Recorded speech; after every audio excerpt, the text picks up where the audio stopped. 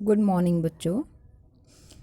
मैं आपकी हिंदी अध्यापिका miss Pooja ma'am from Himalaya senior secondary school Talwandi Ruka Hisar. आज हम हिंदी में शब्द विचार पढ़ेंगे। इससे पहले हमने वर्ण विचार पढ़ा था, क्योंकि शब्द पढ़ाने से पहले हमें वर्ण का पता होना ज़रूरी है। सबसे पहले मैं आपको बता देती हूँ कि वर्ण की परिभाषा क्या, वर्ण क्या होता है। भाषा की सबसे छोटी इकाई जिसके वो टुकड़े न किए जा सके उसे क्या कहते हैं, वर्ण। अब वर्णों की सहायता से हम क्या बनाएंगे, शब्द। देखो इसमें ऊपर एक ये बॉक्स बना हुआ है, इसमें स हलंत प्लस ए प्लस ब हलंत प्लस ए। अब हलंत का मीनिंग क्या होता है, वर्ण का आधा, स्वर रहित होना। ठीक है, क्योंकि देखो स हलंत प्लस ए, अब से हलंत प्लस ए किया तो से बना, ठीक है ना। और ब प्लस ए बना, क्या बन गया, ब, सेब। ठीक है, तो हमें इसकी क्या ज़रूरत पड़ रही है, अलग अलग वर्णों की ज़रूरत पड़ती है सेब बनाने के लिए, पड़ रही है। ठीक है, तो शब्द की परिभाषा क्या होगी, वर्णों के सार्थक मेल को शब्द कहते हैं। अब सेब, अब ये सार्थक शब्द बना ना, सेब पता है फल होता है। इसके बाद है सूरजमुखी, से प्लस ऊ प्लस रे प्लस ए प्लस जे प्लस ए प्लस मैं प्लस ऊ प्लस ख प्लस ई, ये क्या बन गया, सूरजमुखी। ठीक है, तो सूरजमुखी शब्द बन गया। अब इसका अर्थ भी निकल रहा है। ठीक है, इसके बाद है औरत, औ प्लस रे प्लस ए प्लस ते प्लस ए, क्या बन गया, औरत। ऐसे ही और शब्द बना लेते हैं, जैसे कमल बनाए तो क्या आ जाएगा, कै हलंत प्लस ए प्लस मैं हलंत प्लस ए प्लस ले हलंत प्लस ए, कमल बन गया। ठीक है, इसके बाद कहता है कि शब्द वर्णों के मेल से बनता है। पता है, वर्णों के बिना हम शब्द नहीं बना सकते, और शब्द का अर्थ अवश्य होता है। जो शब्द बना रहे हैं उसका अर्थ होना चाहिए, वह निरर्थक नहीं होना चाहिए। यह सार्थक और स्वतंत्र होता है। हाँ, इनका वाक्य में प्रयोग किया जा सकता है। अब शब्द बनाएंगे, जैसे कि मोहन अच्छा लड़का है। ठीक है, तो मोहन अच्छा लड़का है, ये क्या है, शब्दों के मेल से बना वाक्य। तो इनका जब प्रयोग करेंगे शब्दों का तो क्या बन जाएगा, वाक्य बन जाएगा। अब करेंगे हम शब्द के भेद। शब्दों के भी भेद होते हैं, इनको अर्थ के आधार पर, रचना के आधार पर, प्रयोग के आधार पर तथा स्रोत के आधार पर बांटा जाता है। सबसे पहले हमें करना है अर्थ के आधार पर शब्द के भेद। इसके दो भेद होते हैं, सार्थक और निरर्थक। सार्थक से प्लस अर्थ, ठीक है, ये से सहित, अर्थ प्लस अर्थ, अर्थ से सहित। निरर्थक, निर मतलब बिना, अर्थ बिना अर्थ के। ठीक है, दो शब्द हो गए, सार्थक और निरर्थक। अब सार्थक और निरर्थक के भी भेद बताए हैं इन्होंने, कि सार्थक शब्दों में कौन से आते हैं और निरर्थक में कौन से आते हैं। सार्थक शब्द जिन शब्दों के अर्थ निकलते हैं, जैसे फल, आदमी। सार्थक शब्द अनेक प्रकार के होते हैं। अब फल, आदमी, पता है फल एक फल है खाने का। ठीक है, आदमी मनुष्य के लिए बोला है, तो ये शब्द क्या है, सार्थक शब्द हैं। अब पर्यायवाची शब्द हैं, ये भी सार्थक शब्द हैं, जिन शब्दों का समान अर्थ हो। पर्यायवाची को और हम क्या कहते हैं, समानार्थी शब्द, यानी कि समान अर्थ बताने वाले शब्द। जैसे कि फूल का कर देते हैं हम पुष्प। ठीक है, घर, गृह, धन। सूरज का सूर्य, दिवाकर, प्रभाकर। अब विलोम शब्द क्या होते हैं, जो उल्टा अर्थ बताते हैं उन्हें क्या कहते हैं, जो विपरीत अर्थ बताते हैं उन्हें क्या कहते हैं, विलोम शब्द। विलोम शब्द छोटा, बड़ा, शुभ, सुबह, शाम, खट्टा, मीठा, काला, सफ़ेद। ठीक है, ये सारे क्या हैं, विलोम शब्द। एकार्थी शब्द कौन से होते हैं, एक अर्थ वाले शब्द। ठीक है, और अनेकार्थी शब्द क्या होते हैं, जिन शब्दों का एक से अधिक अर्थ हो। ठीक है, आगे है निरर्थक शब्द। ये तो अब तक तो हमने किए थे सार्थक शब्द, अब है निरर्थक शब्द। निरर्थक यानी कि कोई अर्थ ना निकले। कुछ शब्दों का कोई अर्थ नहीं होता, लेकिन वे सार्थक शब्दों के साथ जुड़कर प्रयोग में प्रचलित हो गए हैं। जैसे खाना वाना कहते हैं ना, हम घर में कह देते हैं कि आपस में खाना वाना खा लेते हैं फिर कुछ काम करेंगे। ठीक है, चाय वाय पी लेते हैं फिर कुछ काम करेंगे। अब खाना शब्द का तो अर्थ निकल रहा है लेकिन वाना का कोई अर्थ नहीं निकल रहा। इसके बाद है चाय वाय, चाय का शब्द का अर्थ निकल रहा है कि चाय हमें पीनी। अब वाय क्या होता है, तो यहाँ पर वाना और वाय शब्द है वो क्या है, निरर्थक है। ठीक है, इसके बाद हम कर रहे हैं रचना के आधार पर। रचना के आधार पर कौन कौन से हैं, रूढ़, यौगिक शब्द और योग रूढ़। रूढ़ शब्द क्या होते हैं, जो परंपरा से चले आ रहे हैं सामान्य शब्द रूढ़ शब्द कहलाते हैं। इनके टुकड़े नहीं किए जा सकते, वो क्या होते हैं, रूढ़ शब्द।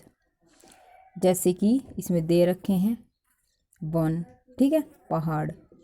इसके बाद है यौगिक शब्द, दो या अधिक शब्दों के जुड़ने से बने शब्द यौगिक शब्द कहलाते हैं।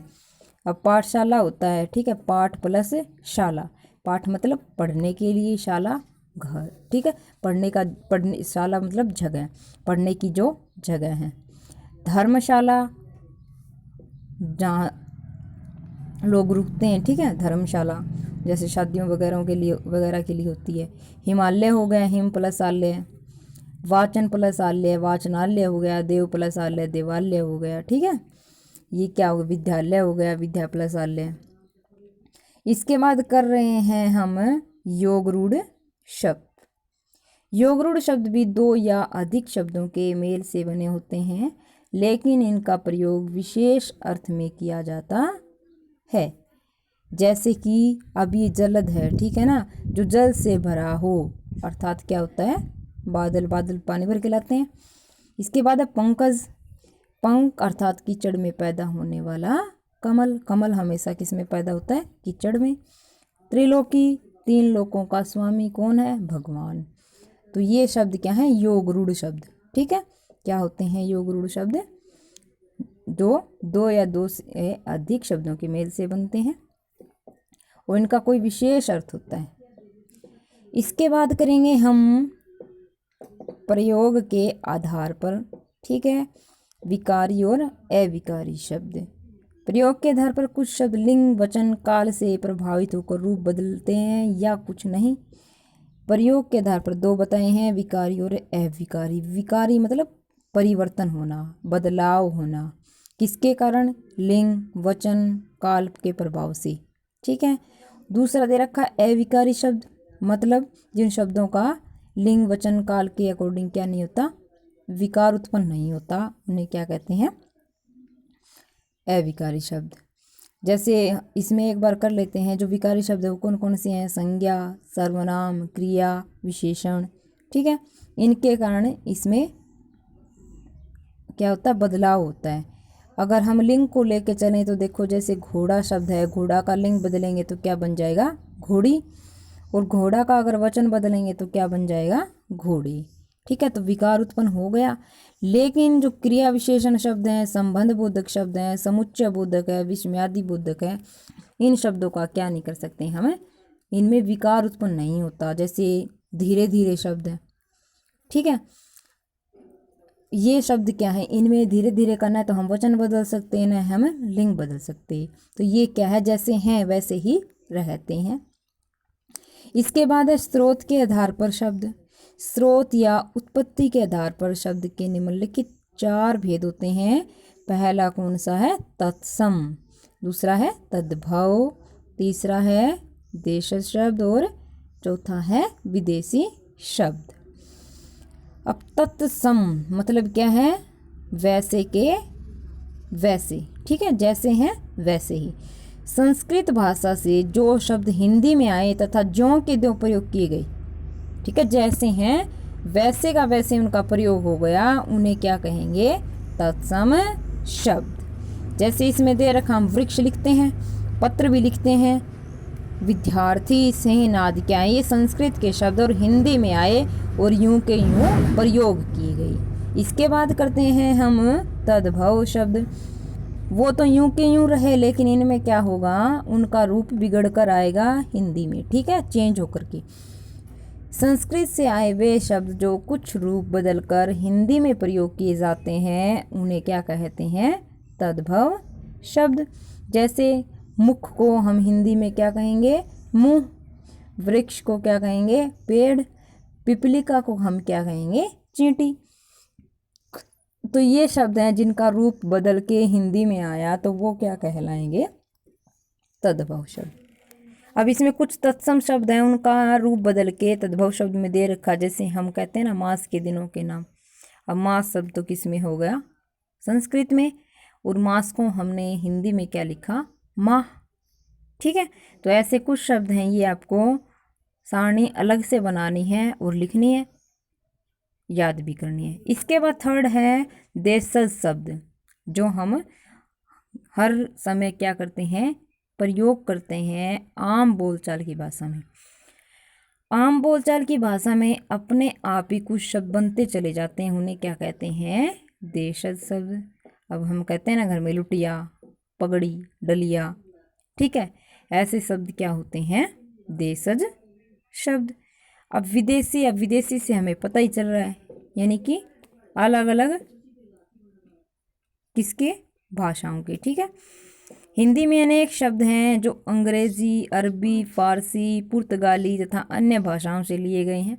ऐसे शब्द क्या? विदेशी। अब देखो, अंग्रेजी से भी लिए हैं, अरबी से भी लिया गया है, और फारसी से भी लिया गया है, और पुर्तगाली से भी लिया गया है। ठीक है, अब देखो अंग्रेजी में हम कहते हैं टेलीफोन, वही हिंदी में भी यूज़ कर लेते हैं टेलीफोन। गैस हिंदी में भी ऐसे बोलते हैं हम। लेटर बॉक्स हो गया। अरबी फारसी में दुकान, सूद, अफसोस। तुर्की के शब्द हैं कालीन, सौगात, कुली। और पुर्तगाली के दे रखे हैं आलपिन, चाबी, फीता। इनके अलावा अखबार हो गया। ठीक है, तो ऐसे शब्द क्या हैं? विदेशी शब्द, जो अंग्रेजी, फारसी, पुर्तगाली आदि अन्य भाषाओं से लिए गए हैं, वो शब्द क्या कहलाते हैं? विदेशी शब्द। आई होप आपको ये वीडियो समझ में आ गया होगा। अगर आपको इसमें से कुछ समझ में नहीं आया तो आप कॉल करके पूछ सकते हैं। अब ये आपको पूरा चैप्टर ये लिखना है और याद करना है। मंडे को मैं इसका टेस्ट भी ले सकती हूँ या सुन भी सकती हूँ, टेस्ट ले सकती हूँ। ठीक है, ओके, धन्यवाद।